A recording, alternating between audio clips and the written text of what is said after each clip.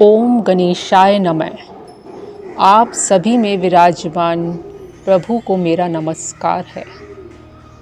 आज मैं आपको अपने चैनल द्वारा मोक्ष प्रदान करने वाली कथाएं सुना रही हूँ। और अब कहते हैं कि मोक्ष देने वाली कथाएं सुनकर इंसान के पूर्व जन्म के पाप कट जाते हैं और धीरे धीरे व्यक्ति अपनी मंजिल यानी आत्मा परमात्मा की ओर बढ़ती है।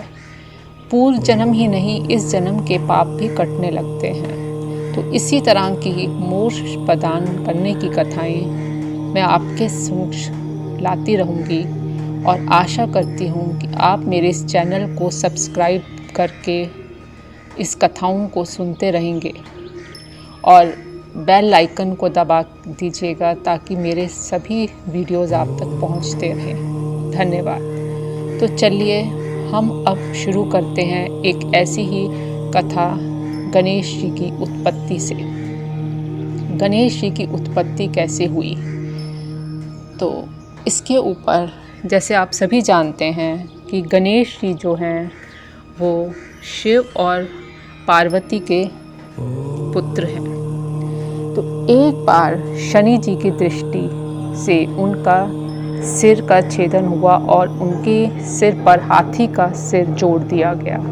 पर ऐसा कैसे हुआ, इसकी कथा सुनाती हूँ मैं। जब विवाह करके शिवजी कैलाश पर चले गए तब कुछ समय व्यतीत होने पर गणपति जी का जन्म हुआ। एक समय की बात है, जया और विजया नाम की पार्वती जी की दो सखियों ने आपस में विचार किया कि और कहा पार्वती जी से कि शंकर जी द्वार पर असंख्य गणों हैं उनके और असंख्य द्वारपाल हैं द्वार पर हमारा अपना कोई गण नहीं है, कोई द्वारपाल नहीं है। इसकी वजह से शिव जी कभी भी अंदर आ जाते हैं। तो ये बात भगवती जी को प्रिय लगी। एक बार पार्वती जी नहा रही थी, स्नान कर रही थी और नंदी जी द्वार पर बैठे हुए थे। उसी वक़्त शिव जी हट कर मंदिर में प्रवेश कर गए। इससे लज्जित हो गए जगदम्बिका तुरंत उठ बैठी और अपनी सखी का वचन याद आ गया और उन्होंने परमेश्वर जी ने सोचा कि हमें अपना कोई गण बनाना चाहिए जो किसी और की ना सुने, सिर्फ हमारी ही सुने। ऐसा सोचकर पार्वती जी ने अपने शरीर के मैल से एक पुरुष का निर्माण किया और वो पुरुष जो था बहुत ही सुंदर, विशाल और शोभावान था, पराक्रमी और महाबली था। पार्वती जी ने उसे अनेक प्रकार के वस्त्र से सजाया, अलंकारित किया, आशीर्वाद दिया और कहा कि तुम ही मेरा एकमात्र पुत्र हो। तब पुत्र ने पार्वती जी से कहा, हे माता, मेरे लिए क्या आज्ञा है? पार्वती जी ने कहा, तुम मेरे द्वार रक्षक हो और मेरी आज्ञा के बिना किसी को भी भीतर नहीं आने देना। जितना भी कोई हट करे। पार्वती जी ने गणेश जी के हाथ में एक लकड़ी भी दे दी और मुख चूम कर उन्हें द्वार पर बिठा दिया। इसके बाद पार्वती जी स्नान करने चली गई। इसी समय शिव जी भी द्वार पर आ गए और अब वो फिर से अंदर आना चाहते थे। तो शिव जी को ना जाने दिया, गणेश जी ने शिव जी को ना जाने दिया और कहा कि मेरी माता का आज्ञा है कि आप अंदर नहीं जा सकते। माता इस समय स्नान कर रही है, तुम कहाँ जा रहे हो? इस पर गणेश जी लकड़ी से शिव जी को रोकने लगे। तो शिव जी ने कहा, मूर्ख, तू किसको रोकता है? तू नहीं जानता कि मैं तो शिव हूँ। यह सुनते ही गणेश जी ने महेश्वर शिव जी पर लकड़ी से प्रहार कर दिया। इस पर महेश्वर ने गुस्से में आकर क्रुद्ध होकर बालक को कहा, तुम मूर्ख है, क्या यह नहीं जानता कि मैं तो गिरजापति हूँ, मैं अपने घर में जा रहा हूँ। तो गणेश जी ने इस बात की परवाह ना की और शिव जी फिर अंदर जाने लगे। तो गणेश जी ने फिर लकड़ी से प्रहार किया। इस पर शिव जी को गुस्सा आ गया। और उन्होंने अपने गणों को आज्ञा दी कि इसको रोको और खुद बाहर जाकर खड़े हो गए। शिवजी की आज्ञा से उनके गणों ने द्वारपाल जी के पास जाके उसका परिचय पूछा कि तुम कौन हो। तो गणेश जी ने गुस्से में हाथ उठाए और बोले कि मैं तो शिवजी की गण नहीं, मैं तो पार्वती देवी का गण हूँ। तो इसके ऊपर वो हंसने लगे शिवजी के गण सारे, और उन्होंने कहा कि हम तुम्हें मार डालेंगे, अगर तुम एक गण ना होते तो हम अवश्य मार डालते, तुम यहाँ से चले जाओ। तो शिवजी के गण की बात ना सुनकर पार्वती जी के गण ने उनके साथ युद्ध करने की विचार किया।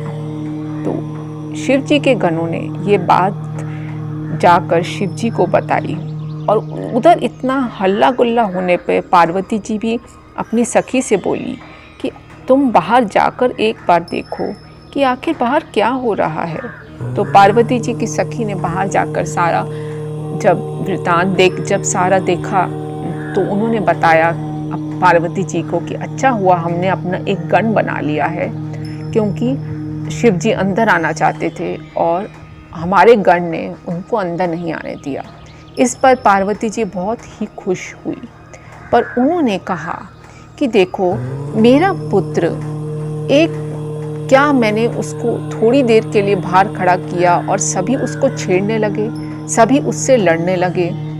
तो गणेश जी, इससे पार्वती जी को बहुत दुख मिला, पर उन्होंने कुछ नहीं बोला, और शिव जी का गण जो था वो भी हट करके वहीं पर ही खड़ा रहा। इसके बाद शिव जी के अनेक गण आए और उनसे लड़ने लगे, बट गणेश जी जो पार्वती जी के गण थे वो वहाँ से नहीं हटे। इसके बाद विष्णु जी और सभी देवता शिव जी के पास गए और उनसे सारा वृत्तांत पूछा। शिव जी ने कहा कि ऐसे ऐसे एक कोई बालक है, वो हाथ में लकड़ी लिए उपस्थित है और वो बहुत किसी को अंदर नहीं जाने देता, कलेश कर रहा है और ऋषियों को भी अंदर नहीं, किसी को भी अंदर नहीं जाने देता है। तो इस पर ब्रह्मा जी ने कहा कि मैं जाता हूँ, और ब्रह्मा जी वहाँ गए गणों के साथ। तो ब्रह्मा जी को देखकर गणेश जी ने उनकी दाढ़ी मूंछ को नोच लिया और ब्रह्मा जी घबरा गए और बोलने लगे, देव देव क्षमा करो, क्षमा करो, मैं युद्ध के लिए नहीं आया हूँ, मैं तो ब्रह्मा हूँ। तो इसके बाद वो वहाँ से भाग गए, और ब्रह्मा जी के वहाँ से भाग जाने पर दूसरे देवता लोग और दूसरे भी जितने भी गण और भूत वैताल सभी वहाँ से युद्ध करने, गणेश जी से युद्ध ना कर पाने की वजह से वहाँ से भाग खड़े हुए। कार्तिकेय जी भी वहाँ पर आए, पर वो भी असमर्थ होकर वहाँ से चले गए। तो शिव जी ने जब यह सुना वृतांत की सारे के सारी सेना वहाँ से भाग खड़ी हुई है, तो वो विष्णु जी को लेकर और सारी सेना को लेकर वहाँ पर पहुँच गए। नारद जी ने कहा कि देखिए शिव जी, आप जाते जाते बस अपने गणों की मर्यादा रख लेना। तो नारद जी की बात मन में ध्यान करके देवता और विष्णु सब अस्त्र शस्त्र चलाकर उस पार्वती जी के गण से लड़ने लगे, और बहुत चिरकाल तक ये युद्ध चलता ही रहा। तो उसका विकराल रूप देख के बालक का शिव जी को बहुत आश्चर्य हुआ। शिव जी को बहुत क्रोध भी आया, और गणेश जी जो थे वो मन ही मन अपनी माता का ध्यान करते रहे सदैव, और महादेव जी के साथ भी उन्होंने युद्ध किया। उन्होंने गणेश जी जो थे उन्होंने शिव जी के हाथ से उनका धनुष गिरा दिया अपनी शक्ति चलाकर, और धनुष के गिरते ही शिव जी ने पिनाक उठा लिया, परंतु गणेश्वर जी ने उन्हें मारकर उनके अस्त्र को पृथ्वी पर गिरा दिया। शिव जी के पांचों हाथों में से गिरकर जब वो त्रिशूल और अस्त्र सब नीचे गिर गए तो उनको बहुत आश्चर्य हुआ। शिव जी बोले कि देखो, अगर मेरी यह दशा है तो मेरे गणों की क्या दशा होगी। और ऐसे से देवताओं को भी बहुत ताड़ित हुए और देवता गण और सब लोग वहाँ से भाग गए। शिव जी को इस बात पर बहुत क्रोध आया। उन्होंने त्रिशूल से उस बालक का सिर काट दिया। उसके बालक का सिर कटते ही देवताओं को, गणों की सेना को सब बहुत खुशी हुई और वो निश्चिंत हो गए। ये बात नारद जी ने जाकर देवी जी को बता दी और कहा कि आप अपना मान बिल्कुल मत त्यागना, नारद जी बोले। ऐसा कहकर वे अंतर ध्यान हो गए। जब नारद जी से यह बात महादेवी जी को पता चली और उन्होंने देखा कि ये शिव जी के गण जो हैं महोत्सव कर रहे हैं, तो पार्वती जी को बहुत ही क्रोध आया। वह कहने लगी कि मुझे इस बात का दुख है कि आप मेरे बेटे के मरने पर उत्सव मना रहे हैं। मैं सबका नाश कर दूंगी। और इस प्रकार दुखी होकर पार्वती जी ने 100,000 शक्तियों की रचना की और वो सभी शक्तियाँ शिवा जगदम्बा को प्रणाम करके देव सेना के में जाकर प्रलय मचाने लगी और देवताओं का भक्षण करने लगी, जिससे कि वहाँ से देवता लोग भागने लगे और वो उनको पकड़ पकड़ के मुख में डाल लेती थी। उनके इस कर्म को देखकर ब्रह्मा, महेश और इंद्र सभी देवताओं को अपने जीवन की आशा न रही और वे कहने लगे, क्या देवी अकाल में ही प्रलय कर डालेगी। इस पर सबने एक विचार किया कि गिरिजा देवी को प्रसन्न करना चाहिए, तभी कार्य बन जाएगा। शंकर जी भी बड़े दुख को हुए, शंकर जी को भी और शक्तियों को भी बहुत दुख हुआ। सभी शक्तियों ने मिलकर सोचा कि हम नारद जी के साथ गिरिजा देवी के पास जाते हैं। तो उन्होंने उनके पास जाकर ये प्रस्ताव रखा और वो जब उनके पास गए और उनसे अपने अपराध की क्षमा मांगी, उनकी सभी देवता दीनता के साथ हाथ जोड़कर चंडिका के समक्ष खड़े हो गए और बोले कि हमें क्षमा करिए देवी।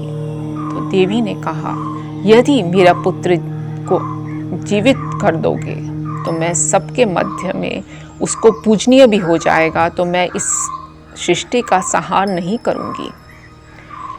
तो सभी देवताओं ने शिवाजी से प्रार्थना की। तो शिव जी ने कहा, ठीक है, हम लोग वही करेंगे जिससे सबका मंगल होगा। और उन्होंने सब देवी देवताओं को बोला कि उत्तर दिशा में जाओ और जो पहला तुम्हें जीव मिलेगा उसका सिर काटकर गणेश जी के सिर में जोड़ देना, तो वह जीवित हो जाएगा। यह सुनकर सब देवता गणेश जी को लेकर उत्तर दिशा की ओर गए और वहाँ पे उनको एक दांत वाला हाथी मिला। उन्होंने उसका सिर काटकर गणेश जी के सिर से जोड़ दिया और उसे अच्छी तरह धोकर उसकी पूजा की तथा विष्णु जी से कहा कि अब जैसा उचित हो अब आप वैसा कीजिए। विष्णु जी ने भी वेद मंत्रों से उसको अभिमंत्रित कर शिव जी को स्मरण कर गणेश जी पर जल छिड़का और जल के छिड़कते ही वह बालक शिव जी की इच्छा से जाग उठा। उस गजमुख रक्तवर्ण सुंदर कांतिमान बालक की प्रसन्न वदन एवं सुंदर आकृति की शोभा बड़ी ही देदीप्यमान थी। सबको शिव पुत्र के जीवित होने से बहुत खुशी मिली और पार्वती जी ने भी अपने बेटे को देखकर बहुत प्रसन्नता दिखाई। इस तरह से गणेश जी की उत्पत्ति हुई। देवी ने कहा, मेरा पुत्र तो जीवित हो गया है, इससे मुझे बहुत प्रसन्नता है। और ये कहकर उन्होंने गणेश जी का आलिंगन किया, उनको अनेक वस्त्र और आभूषण पहनाए और उनका मस्तक चूम कर ये बोला कि जिस तरह से तुम्हारे मस्तक पर यह सिंदूरी रंग शोभा दे रहा है, इस प्रकार मनुष्य पुष्प से, चंदन से और सिंदूर से आप तुम्हारी पूजा करेगा तुम उन सभी मनुष्यों को सब सिद्धियां प्राप्त होंगी